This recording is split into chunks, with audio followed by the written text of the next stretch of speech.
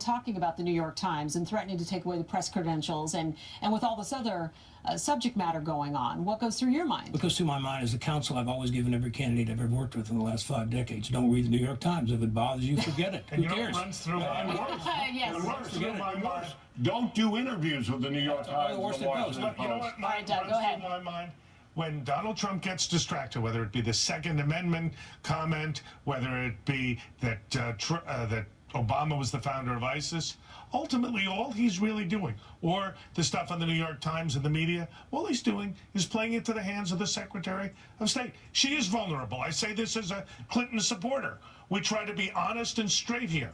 She is vulnerable, but with no money being spent, Donald Trump being distracted, making gaffe after gaffe, all it does is help the Secretary get elected. The issue that no one has talked about, both Hillary Clinton and Bill Clinton, who made $220 million in the 20 years he's been out of the presidency, including $10 million last year. That's a lot of money.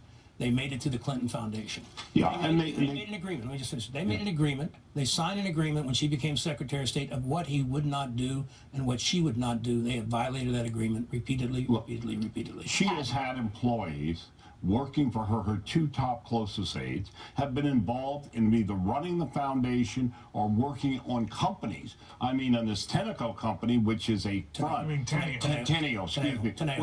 Teneo, which is a front group for all kinds of mischief in the world, and is part of the Clinton operation. There are millions of dollars going here. This is, let me just say, the most corrupt enterprise in the history of the United States, about to be moved from the State Department, where it was conducting its business, to the White House. And that is an issue that bothers people. And if it doesn't, it should, because it is outrageous what's going on. The pay-for-play, it's very hard to always prove, but it's pretty obvious. You could be indicted most places for what they have done. All right, we want to get your take on the tax